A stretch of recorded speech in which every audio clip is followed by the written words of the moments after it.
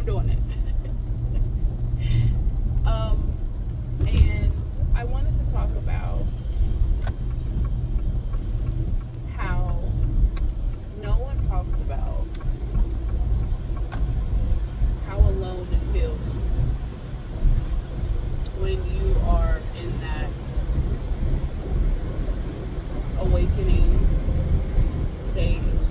Not to say quotations because I do quotations because it means many different things to many people. Some people like the whole woke culture and all this and that. Like, we all have our different interpretation of what it means.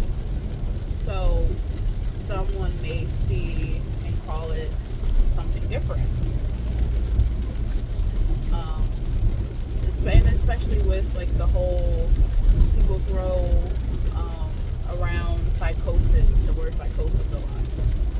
Like, you're going through a spiritual psychosis and this and that. And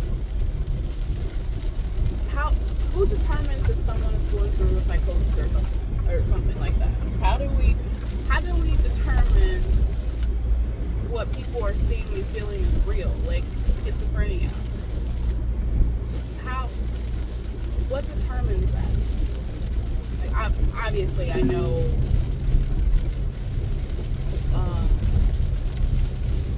they determine certain things to be that, but how do we decide that? How do we get to decide that someone's not seeing what I'm seeing, so they must be crazy, or they must, we throw around the word crazy as well.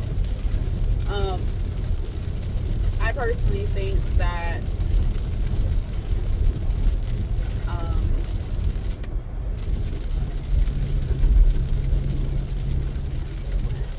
there's different frequencies, and we all have obviously different perspectives, and we see things differently. 144.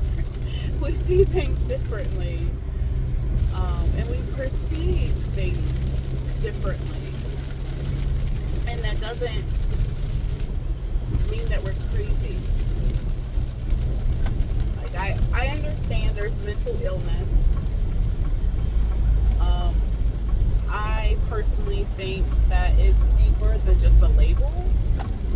Like, I think everything is deeper than a label. I think I use labels because it is the easiest way for me to identify something where someone knows what I'm talking about. But I think a lot of it are different stages of spirituality that no one talks about. At least over here, we don't talk about as much as like other countries. We don't include it in our society as much as other countries. And so when people start talking about seeing things and energies, wow, 7777. When people start talking about seeing energies, or beings, or hearing things, automatically people tell you to go get checked out, make sure your ears, so nothing wrong with your ears, and see if you need a diagnosis of being schizophrenic. And so that causes people not to talk about things because they're scared of being ridiculed and being looked at as crazy. And we don't talk about those things enough. We don't talk about how alone it is to go through the awakening. How when you start to relearn or unlearn things, you lose people. You lose bits of yourself. You lose normality.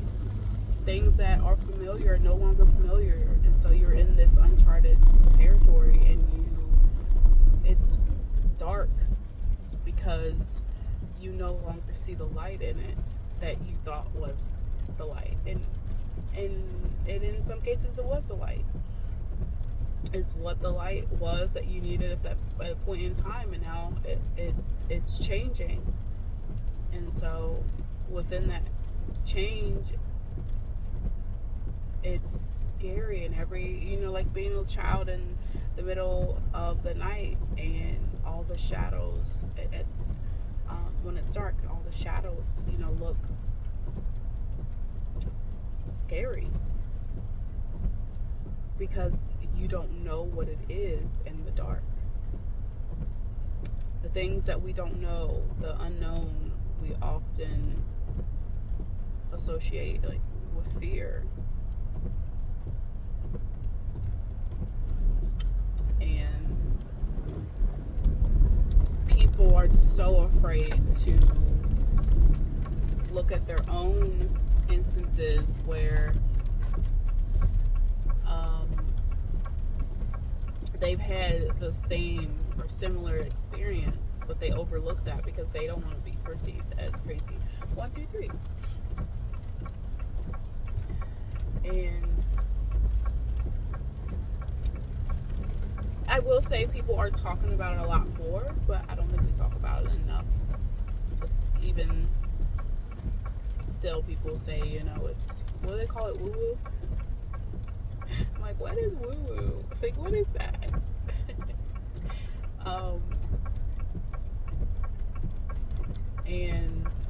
Or they think that things are explained logically.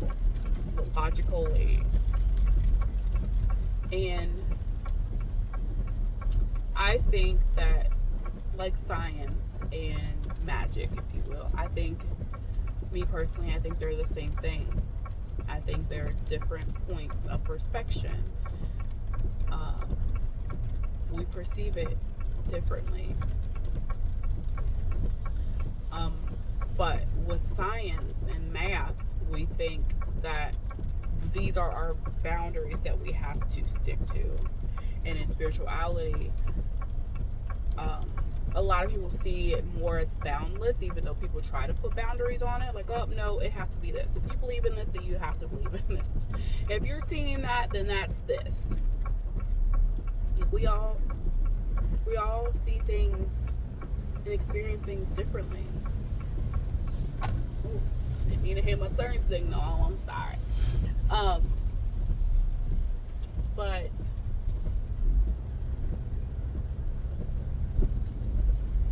we forget that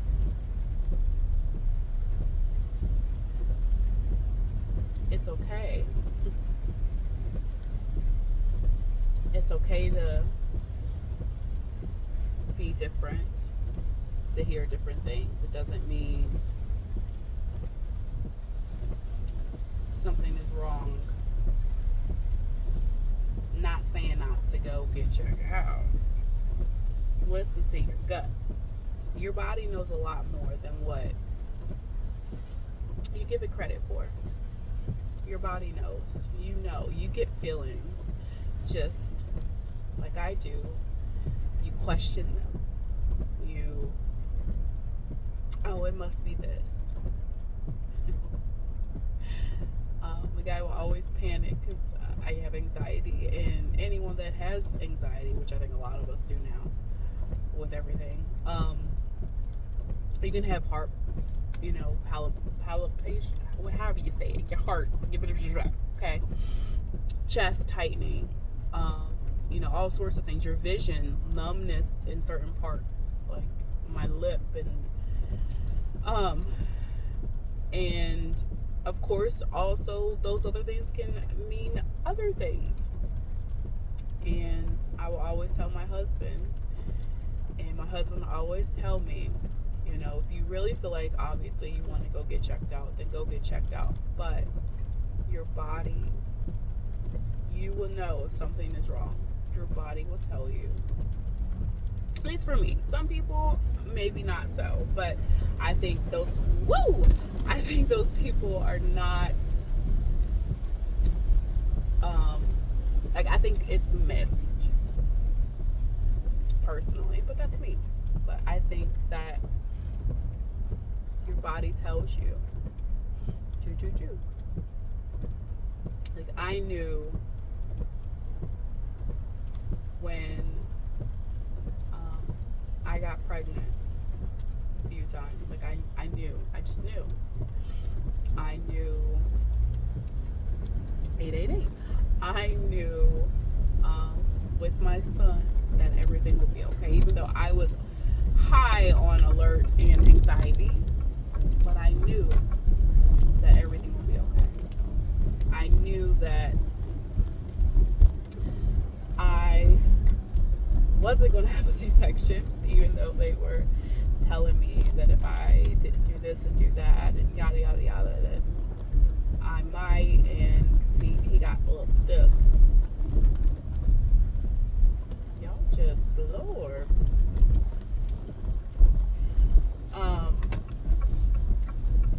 But I knew, because my body knew what I was capable of. But point being, because I'll just keep going on and on and on,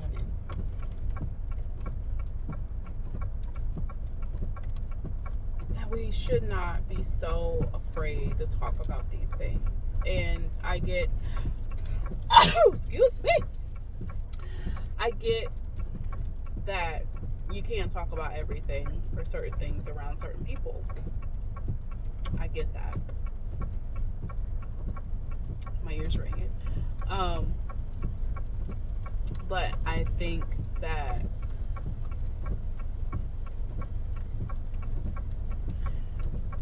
we need to remember that it's okay to be ourselves, to experience these things, and to listen to ourselves, sit still, which I need to practice what I preach. But to sit still and listen.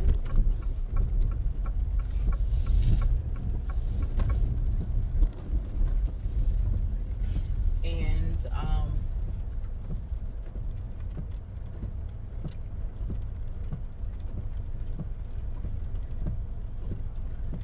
there's cars.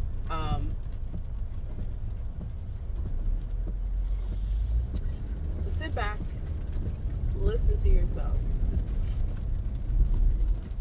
and know that you will not always be alone, that you're technically not alone. Though, like me, I always feel like in some cases that I'm alone, but I'm not. I'm not alone. I'm surrounded by people who care, that love me. And not just physical. My ancestors.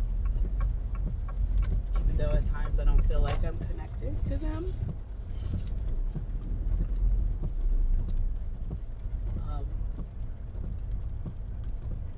But you're not alone.